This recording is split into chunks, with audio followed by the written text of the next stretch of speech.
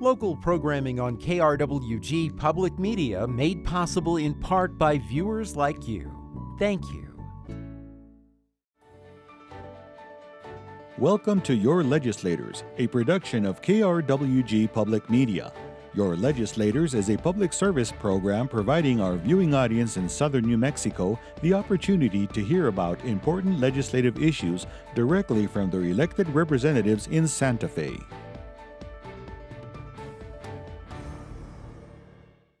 Welcome to Your Legislators. I'm Anthony Moreno. Our guest on the program is District 39 Democratic State Representative Rudy Martinez, who represents parts of Grant, Doña Ana, and Sierra counties. Representative Martinez serves as Vice Chair of the Transportation, Public Works, and Capital Improvements Committee, and he is also a member of the House Appropriations and Finance Committee. He joins us from the Roundhouse Studios in Santa Fe to talk about issues he is working on this legislative session. Representative Martinez, thank you so much for taking the time to join us.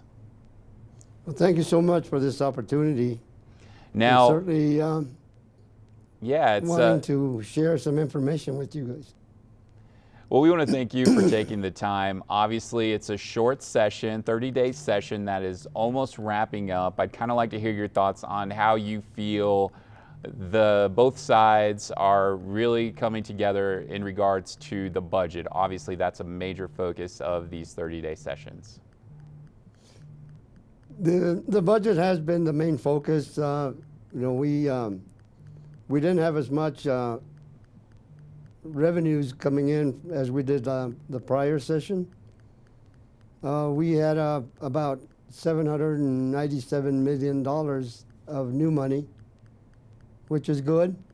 But mostly the focus was on our educational system, starting with the early childhood program that was created. The funding for that program was about $320 million to start the early childhood programs across the state. Yeah, I know that was a major issue. Obviously, one issue you've been involved with has been mentoring programs for the children, youth, and family departments dealing with early childhood care. I'd like to hear your thoughts on why you felt that issue needs to be addressed.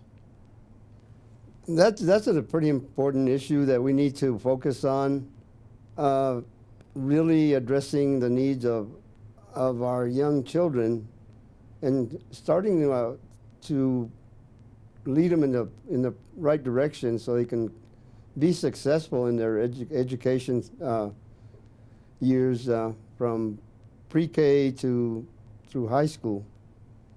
So I think that was a pretty important project. Yeah, obviously that's gained a lot of attention from the governor's office, from leaders at the state legislature, and also, of course, the lawsuit that New Mexico is facing. I'd like to talk about an issue that has gotten a lot of attention this legislative session, and that has been Senate Bill 5. Now, obviously, this extreme firearm protection order has gained a lot of attention, the red flag gun bill that cleared the Senate, and as we tape this, is before the House. I'd like to hear your thoughts on this legislation. Do you support it? There was a hearing last night on that specific piece of legislation, and from what I hear this morning, it did pass that committee. I don't know if it's going to go to what other committee it's going to go to. It's been a very challenging piece of legislation. I know it passed the Senate. It's over on the House side. I have not been able to thoroughly study the bill and any changes that took place as far as any changes to the bill. So you sound like this is an issue. Now, obviously, when this legislative bill was presented, it was a piece of legislation that aimed to take firearms away from individuals who their family members or law enforcement deemed may be a danger to themselves and others. Now, in the Senate, that was amended to where only law enforcement could petition to have firearms taken away. It sounds like you're kind of on the fence with this issue at this time as we tape this. Why is that? I have a concern that, when the bill was first presented and not seeing the changes that are taking place, but I am a proponent of the Second Amendment, and certainly don't support taking away weapons from individuals unless in an extreme case. However, I have to make my decisions on my constituent thoughts. The majority of my constituents are not supporting this bill, so I'm kind of leaning that way as well. Okay, so you feel that this is not a popular bill in your district? Is that what you're saying? That's correct. Okay, so right now it seems like you're leaning towards not supporting SB 5. Am I correct on that? That's correct, yes. Okay. Now, I want to move on and talk about an issue that faces many folks in your district. Some lawmakers have spoken up about that issue, and that has been addressing the need to take better care of veterans in the area. Veteran services, some have said that the veteran services in the area may have not enough people really available to help provide and reach the mission of veteran services in New Mexico. Your thoughts on that issue? Well, I really appreciate that question, because we, having served on the Military and Veterans Affairs Committee during the interim, certainly that's one of the topics that comes up in every meeting that we've had across the state. It seems like the thought is that the VA system is broken. There have been some changes made where if you cannot receive an appointment with the VA within a certain time frame, that you can go out and seek health care elsewhere. But yeah, there's so many needs across the state for veterans. One of the major issues is the transportation. Getting these veterans to healthcare providers has been an issue for quite a number of years. We did introduce, myself and my fellow veterans on the House side, introduced a piece of legislation to create a task force to study the needs of transportation for veterans. The University of New Mexico put together a task force, and they've come up with a pilot project, which I've visited with the governor, and the governor has directed a couple of the cabinet secretaries to meet with myself and Department of Transportation, whatever agency may be involved, to come up with a plan to actually provide those transportation services so veterans can reach their healthcare providers. But there are certain areas that we're lacking. For example, the veteran service officers. And certainly grateful for the veteran service officers that are working out of Las Cruces. And they having to travel to Grant County and other counties to provide those services for veterans. So we need to, this year, the legislature approved 5 additional veteran service officers that are going to be placed across the state. But personally, I feel that we need more of those services down in southern New Mexico, along with the transportation issue, to get those folks to their healthcare providers. We're seeing more and more of the World War II veterans that are coming out and asking for those services, Korean veterans, Vietnam veterans. And my concern is mostly these young men and women that are coming back from the Middle East, and their experiences during their time of service, and the services that they may need in their local areas. Do you feel that this is going to be something that is going to be addressed this legislative session? I mean, obviously, I think many of us are aware of the sacrifices that veterans have made over the years here in New Mexico and leading up to today. And to have this big of a shortage, what does that really say about state government and how they're caring for veterans in our area? Well, it comes down to funding. Unfortunately, that's the main thing about any type of legislation that is presented is how do we fit it into the budget. I believe that working with the governor, we'll be able to make some positive advances in trying to help our veterans. But as of yet, working with the Secretary of Veteran Services, working with them as well, and certainly trying to find physicians that would be open to the idea of helping veterans in the local veterans clinics, such as the one in Las Cruces. We have one in Silver City. There's a number of them across the state. But it seems the challenge seems to be trying to find mostly primary care physicians to assist these veterans. Now, you bring up an issue of health care. Obviously, New Mexico is no stranger to having a lack of health care providers, especially in our rural areas. You represent a largely rural district.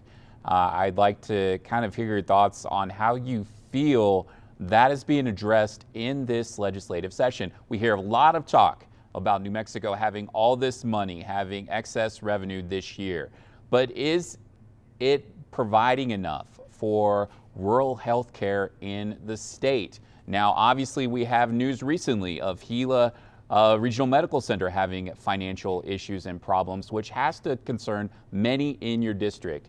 What do you think about this issue, and how can the state really move to resolve this issue? Well, that you're speaking specifically about the hospital in Grant County. It seems to be having some challenges as far as their financial stability. So it is a county-owned hospital, and I have not had conversation with the county commissioners as to what direction they might be looking at, but certainly we cannot afford to lose that hospital. You know, they provide a great service for cancer patients and also the other health issues there. It's just a matter of trying to align with the financial end of it. For example, the things that make the money for the hospital are the surgeries. It seems that those services are dwindling. The behavioral health issue is also a challenge there.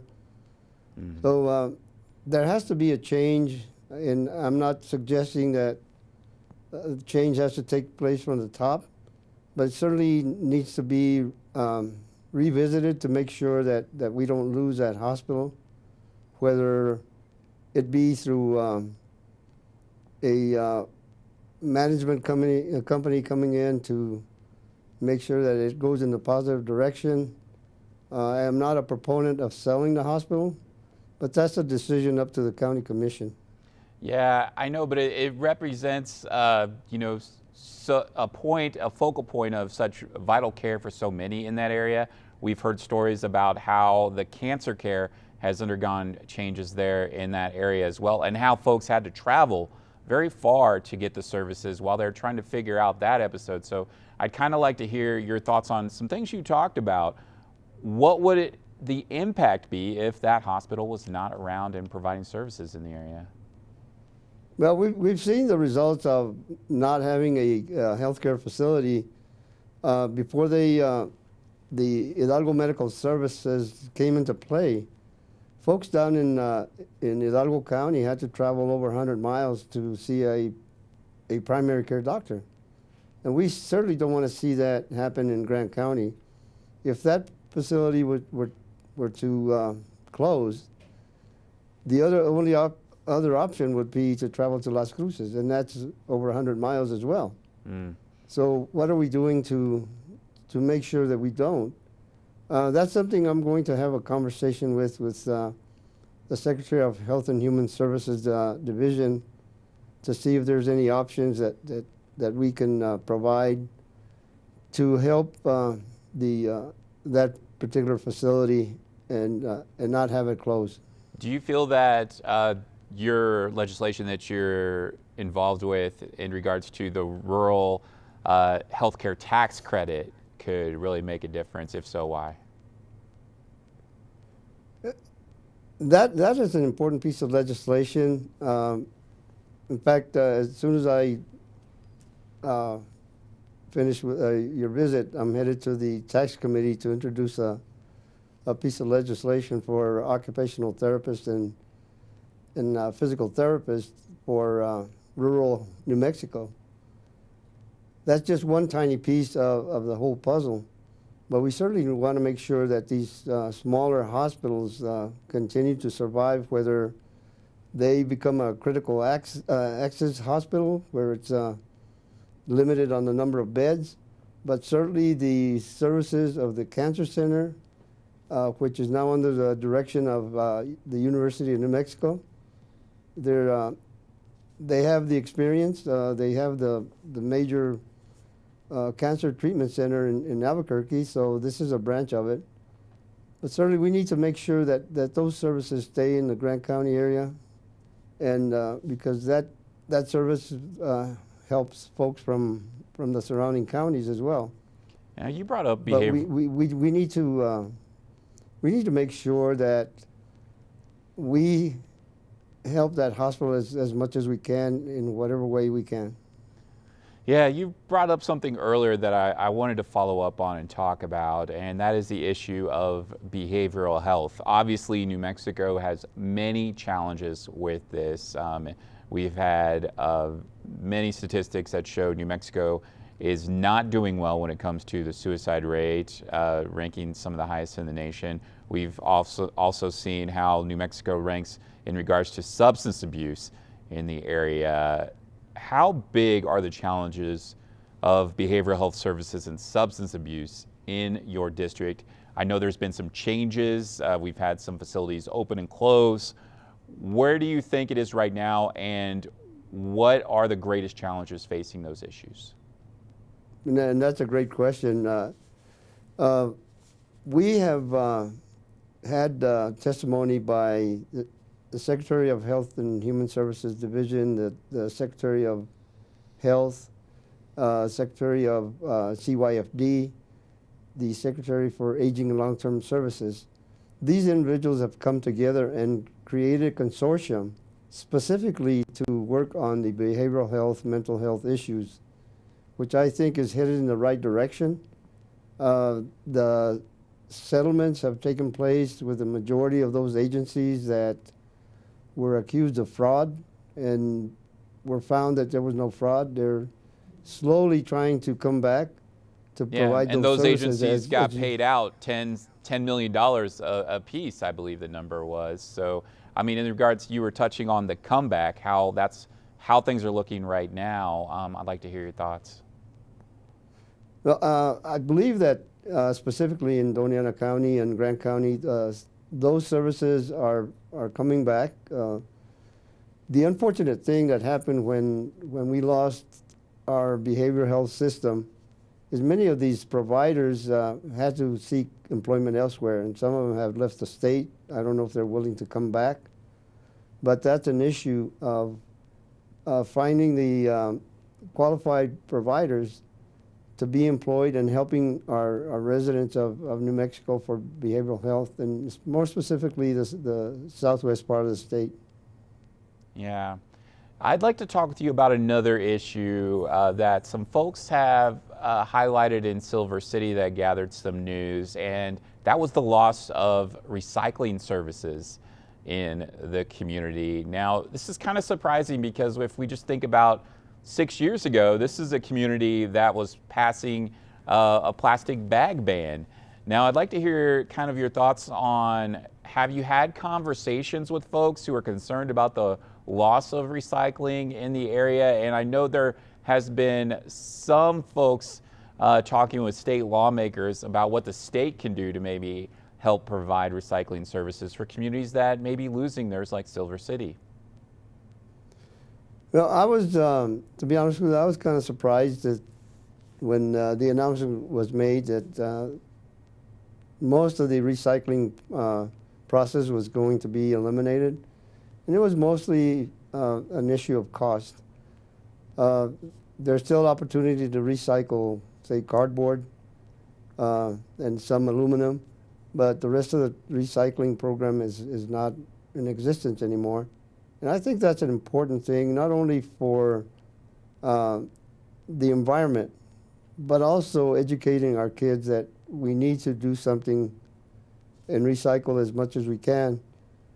But there was some conversation of some legislation to try to enact the recycle programs across the state.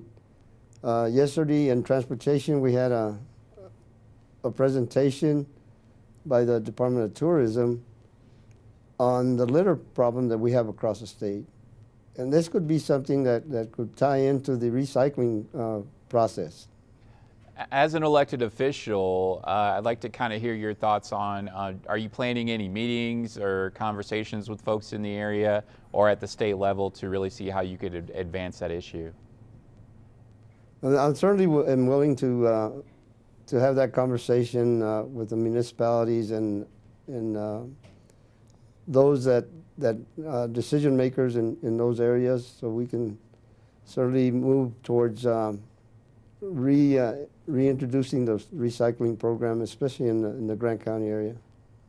Now, another issue that I'd like to talk with you about that has been brought up this legislative session, and that has been the issue of the state tax on Social Security benefits. Now, as a representative of an area that a lot of folks do enjoy retirement or retiring to from other communities, what are your thoughts on this issue in regards to the state taxing Social Security? Well, the first thing that comes to mind is, and by the way, that bill was tabled in Tax and Rev a few days ago. The issue and the concern is the impact on the state budget by losing that revenue. I support that because we see that lower income folks on the lower end of those receiving Social Security struggle as it is. So we need to find a mechanism to assist those folks. There's been some concern by folks pushing this legislation that the state of New Mexico could be facing major trouble with folks who maybe don't even have enough retirement savings as it is. So having this tax is like another burden on them, what they say. Any thoughts on that issue? Well, the conversation has been that, we've already paid our taxes and we've already paid into Social Security. So the question is this, as some folks have mentioned, is it a double taxation on what is received from Social Security?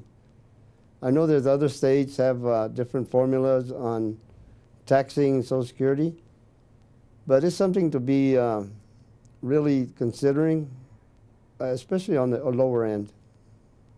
Now, we just have a couple of minutes left here, but I want to talk with you about an issue that's been brought up and reported on in Silver City, and that has been about area small schools concerned about loss of funding due to legislative action at the state. Your thoughts on the issue in regards to some of the smaller schools losing funding?